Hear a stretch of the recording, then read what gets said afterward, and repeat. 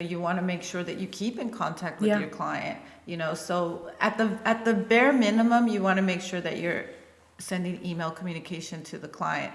And then on top of that, so with my agents, we talk about like different strategies for different people. So some people will require not just that basic email that's going to go on, but it's going to require, maybe a phone call once a quarter.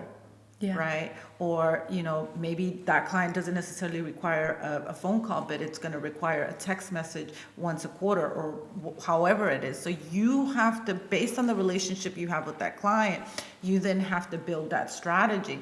And this is where social media comes in too, because it's a couple of things. You're doing your email marketing, you're making those, sporadic phone calls throughout the year. You're sending text messages, birthdays, holidays, whatever the case is. And then you're following up with your social proof, right? The social media. So you're liking your client's post, you're commenting, you're being very, very engaging. And so these three things together is what's going to hold that, relationship in place.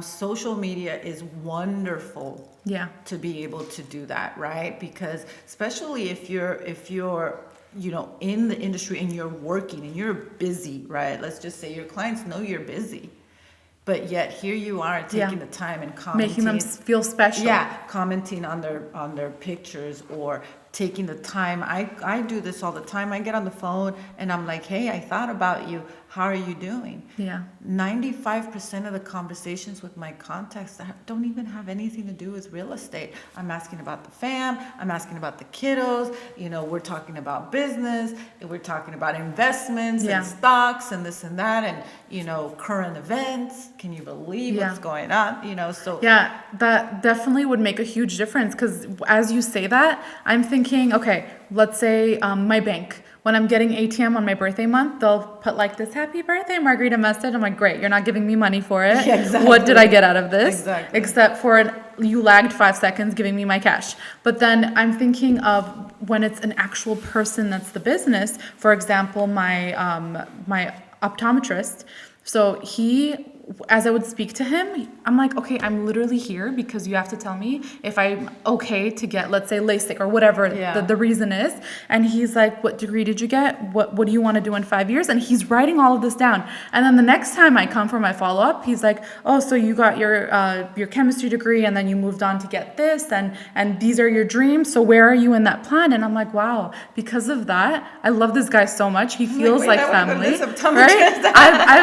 I've referred so many people to this guy. So do you see that? And this is what I teach my agents. It's like, it's how you make people feel. If you take interest in people, they will notice that. Exactly. They will actually will feel connected. They will feel that connection. Yeah. And you don't have to do much. Yeah. It's not rocket science. Exactly. There's nothing fake to it, right? There isn't. Just show the bare minimum interest and you'll realize that a lot of people have really interesting stories, and not only just for you to listen and enjoy, but to use that as a building block in your relationship, or take that outside of that relationship and tell other people their story. Teach a lesson out of that. Make it a learning moment for someone else. Yeah, and that's exactly it. That's exactly it. And exactly why I'm in this business. This is a people business. This is, a social business. It's one of the reasons why I like social media. It's a social place. Like, have fun with it. Yeah. And just like for people listening, just think about if you have a really meaningful conversation with someone, whether you're out for coffee with someone or just right now, just me speaking with you. Like, I'm like, I know this podcast has to end eventually, but I'm having so much time talking to you about all of these things, learning from you, and also just some things that I assumed, but I never did my own research, never spoke to someone so experienced about it. But I just feel so energized from this conversation, and you walk away feeling like you're more of a person, feeling like you can help others, contribute in conversations that people are interested in, and that is what's going to help you in all client relationships. Yes, and this is again, like you said, think about how do you want to leave that person leaving, right? Because just like you said, like, yeah, I'm feeling energized, I'm motivated, I learned, I'm so happy about this conversation. The opposite happens, right? If you're not coming in, fully present, for this encounter, for this experience, your client will feel it. Yeah. And are you leaving your client walking away inspired or drained? Exactly.